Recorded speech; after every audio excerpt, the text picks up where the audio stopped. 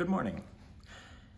Many of you may know that I'm a huge aerospace nerd. I love airplanes and rockets and everything. And earlier this year, I mentioned in a video that I had the chance to see a rocket launch. And it was an unbelievable experience, but it was actually just a test flight of SpaceX being certified to carry humans aboard their Falcon 9 rocket. And you may have seen the news that this weekend they will be having their first commercial crewed launch to the space station on either Saturday or Sunday, depending on the weather. I'll certainly be watching from here. And you might be wondering why I'm talking about SpaceX in a morning devotional. And there's something about watching a rocket go into the sky, and the scale of the thing is just unbelievable. It's the size of a Boeing 747 or a huge airplane, and it goes up into the sky, and it just looks so tiny.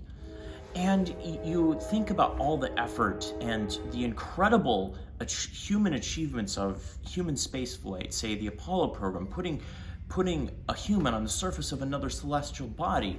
And yet you see the tremendous amount of energy that the Saturn V rocket consumed, and just seeing one of those at either the Kennedy or Johnson Space Center, it's a massive thing. And yet it's really just our next door neighbor. It's not even the next door neighbor. It's basically the shed out back. And I think what's just amazing when you sort of sit down and think about it is how, in the scale of even the solar system, we're just so small. And yet there's a God who cares about us. And I just think that's absolutely incredible. You go out at night, and here in central Pennsylvania, there's not a lot of light pollution, and you can see just thousands and thousands of stars.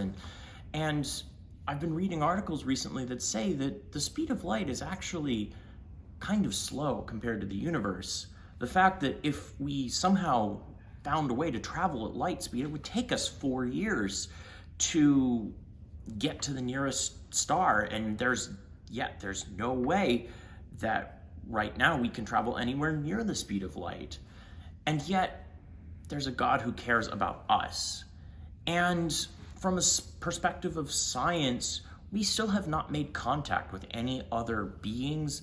We don't know if we're alone in the universe. The Drake equation sort of projects that there might be, but we don't really know. And yet we know that there's a God who cares about us. And I know that I have moments where I sort of feel overwhelmed by my tasks or things, but if you're feeling that way today, just stop and remember that even though we're sort of ants crawling on the surface of just one celestial being within our own solar system, that there's a God who cares about you. And I hope you remember that today, regardless of what you're going through. Happy Thursday.